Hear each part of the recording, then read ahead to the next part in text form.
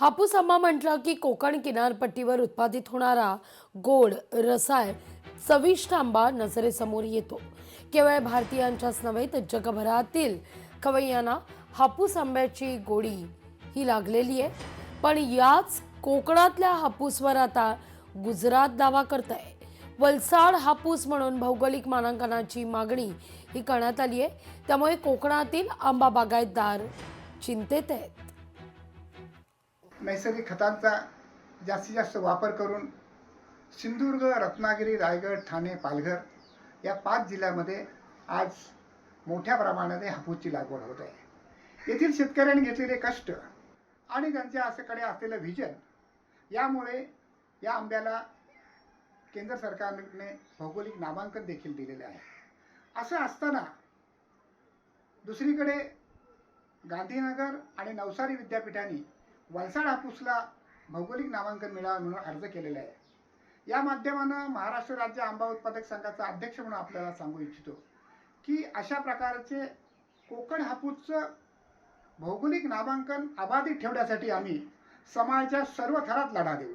वलसाड सुरत विद्यापीठाने हापूस आंब्याच्या मानांकनासाठी प्रयत्न चालवले आहे असं लक्षात येत आहे, परंतु हा पूर्णपणे कोकणावर अन्याय आहे। खरा हापूस आंबा हा सिंधुदुर्ग आणि रत्नागिरीमध्येच आहे। आज जगामध्ये जो एक्सपोर्ट आंबा होतो आहे हापूस म्हणून, तो या ठिकाणी आमच्या 2च जिल्ह्यातला आहे। त्यामुळे आज या ठिकाणी महाराष्ट्र व इतर उर्वरित महाराष्ट्रात किंवा कर्नाटक या ठिकाणी आज गुजरातमध्ये मोठ्या प्रमाणात हापूस आंब्याची लागवड झालेली आहे। त्याला विरोध नाही, परंतु आमचा हापूस आंबा म्हणून जर या ठिकाणी कोणी या ठिकाणी मानांकनासाठी प्रयत्न करत असेल तर कोकणातला शेतकरी त्याला विरोध केल्याशिवाय राहणार नाही। आमच्या हापूसला मिळालेलं जे महाराष्ट्र शासनाचं मानांकन आहे हे मानांकन कायम राहून रत्नागिरी सिंधुदुर्ग जिल्ह्यातीलच शेतकऱ्यांना ह्याचा आर्थिक फायदा झाला पाहिजे। या ठिकाणी ही गोष्ट खरं म्हणजे हास्यास्पद वाटते, कारण कोकणची शान हापूस आंबा जी आहे ती कोकणची शान आहे।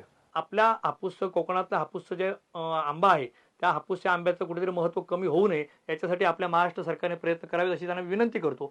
परंतु त्याच्याकडे जर आपल्या महाराष्ट्र सरकारने लक्ष दिला नाही आणि जर का त्या ठिकाणी गुजरातच्या वलसाडला जर मानांकन मिळून जर हापूसचा दर्जा त्याला प्राप्त झाला तर या ठिकाणी कोकणातला शेतकरी हा स्वाभिमानी आहे आणि स्वाभिमानासाठी आपला कोकणातले शेतकरी मोठ्या प्रमाणात आंदोलन करून आपल्या न्याय हक्कासाठी नियमित लढत राहणार, एवढं मी आपल्याला आपल्या माध्यमातून सांगू इच्छितो।